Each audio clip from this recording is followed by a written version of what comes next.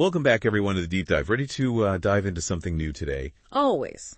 This time, I think we're going to tackle something that I think a lot of people have probably thought about, especially if they've ever had to manage a project, and juggle all those deadlines and the resources and the hiccups that inevitably come up along the way. Yeah, the inevitable hiccups. Exactly. So we're asking the question, can we make project management, dare I say it, fun? Well, maybe not fun for everyone, but I think at least more engaging and effective, right? I think so too. And to help us explore this idea, we're diving into an article all about serious games and gamification in project management. So it's interesting. Yeah. And I have to admit, when I first saw the phrase serious games, I pictured something super intense, like a flight simulator, but for project managers. Well, I mean, it's not that far off. Serious games are designed specifically for learning. So in a way, it is kind of like a simulator. It's a chance to step into a simulated project and make decisions and see the consequences play out. But the best part is you don't have to worry about messing up a real project. That's great. So it's like a safe space to experiment and hone your skills. What kind of serious games are we talking about here? I mean, are we talking about fancy VR setups, or is this something more accessible?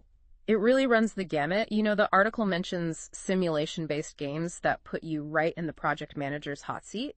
But then you also have things like board games that can bring concepts like agile and waterfall methodologies to life.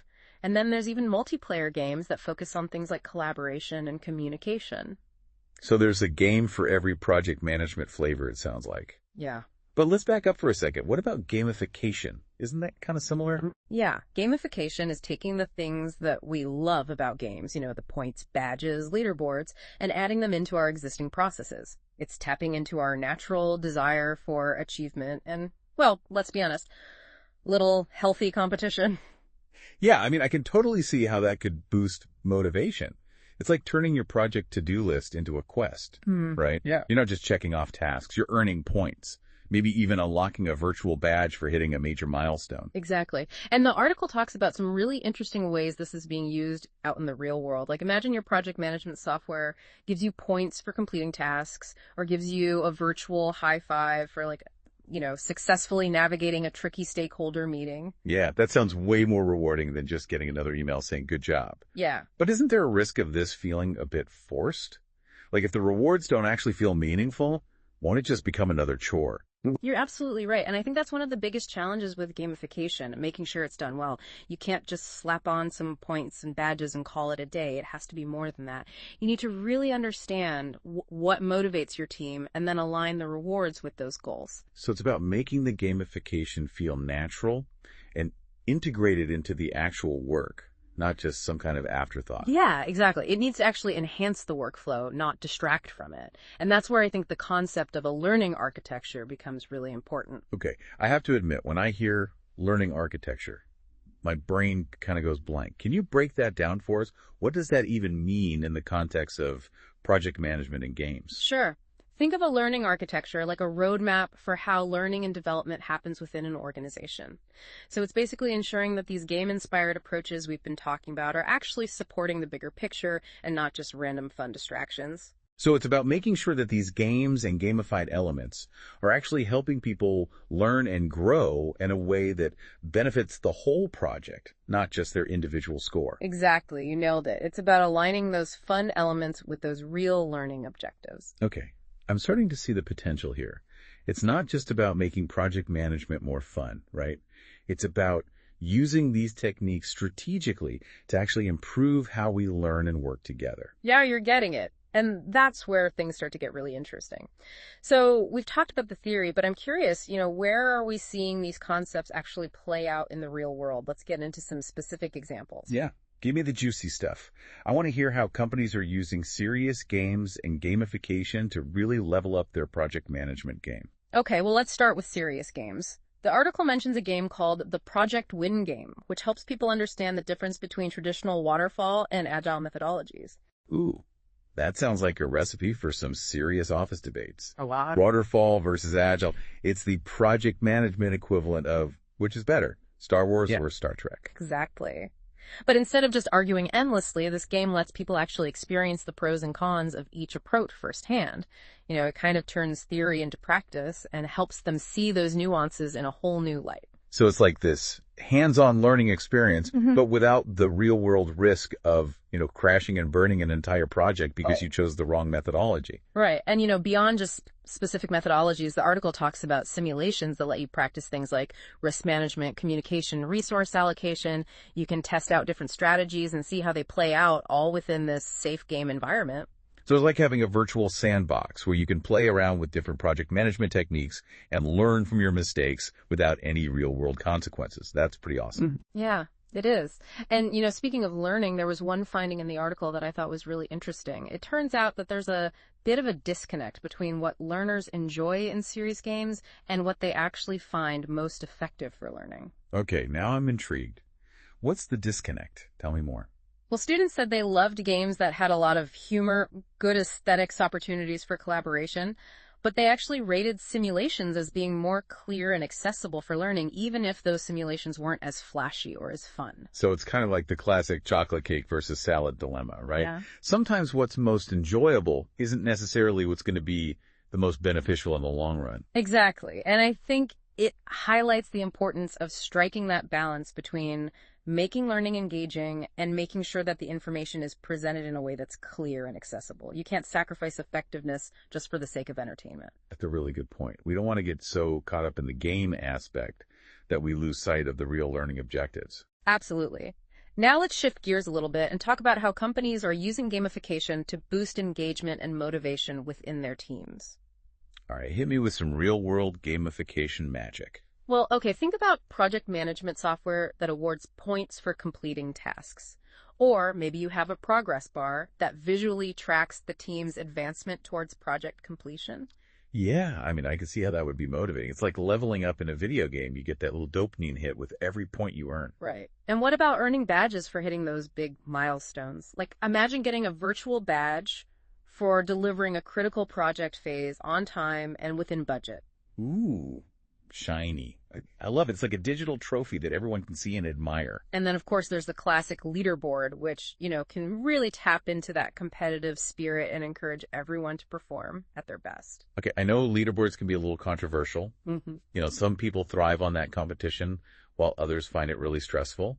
So how do you make sure that it doesn't create unnecessary tension or division within a team? That's where that careful design and implementation come in again. It's about fostering healthy competition, not this cutthroat rivalry. It's about celebrating those collective achievements and encouraging collaboration, not just individual performance. So it's not about pitting team members against each other, but about motivating everyone to work together towards that shared goal. Right.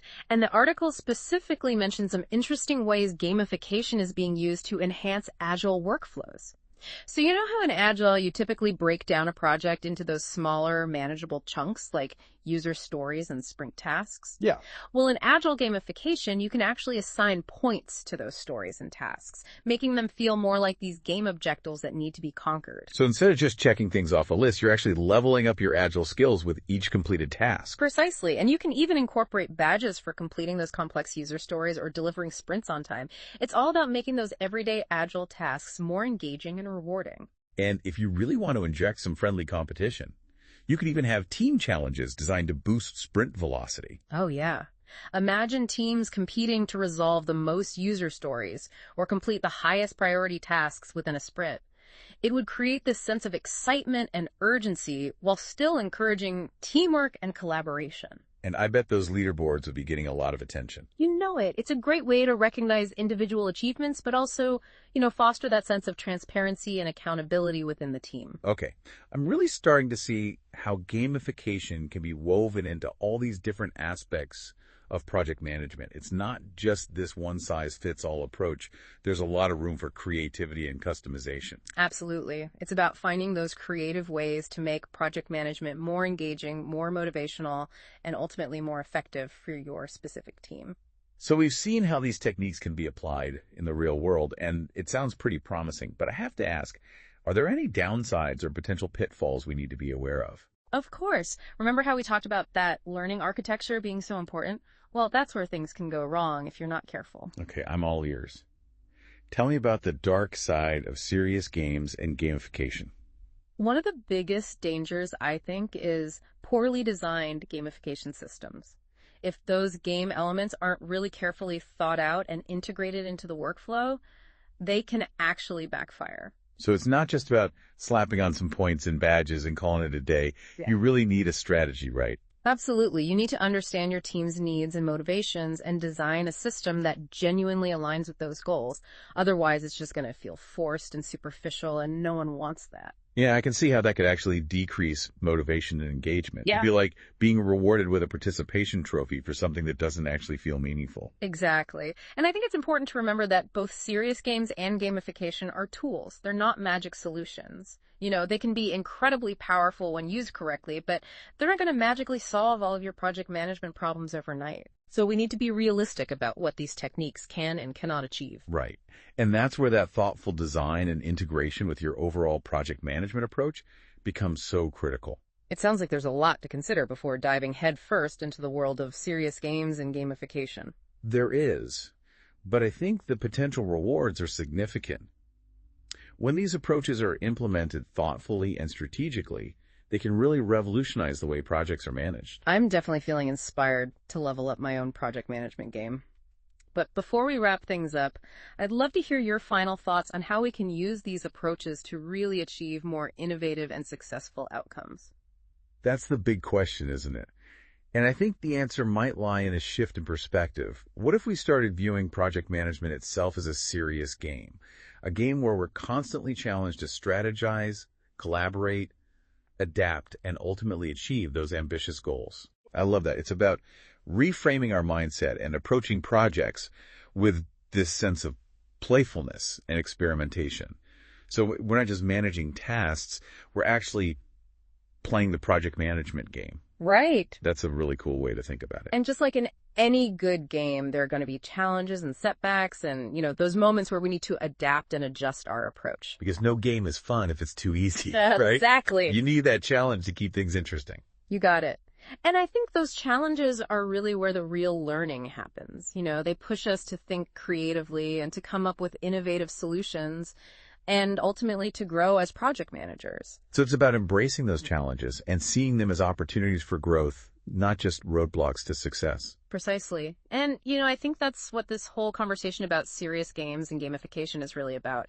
It's not just about adding some fun elements to our work. It's about fundamentally changing how we approach project management. It's about creating a culture where we're constantly learning, experimenting, and pushing ourselves to do better. And, hey, if we can have a little fun along the way, even better. Couldn't agree more. Well, I have to say, I'm walking away from this deep dive feeling inspired and ready to level up my own project management game. I'm definitely going to be looking into some of those serious games and brainstorming some creative ways to gamify my workflows. That's fantastic to hear. And remember, it's all about finding what works for you and your team.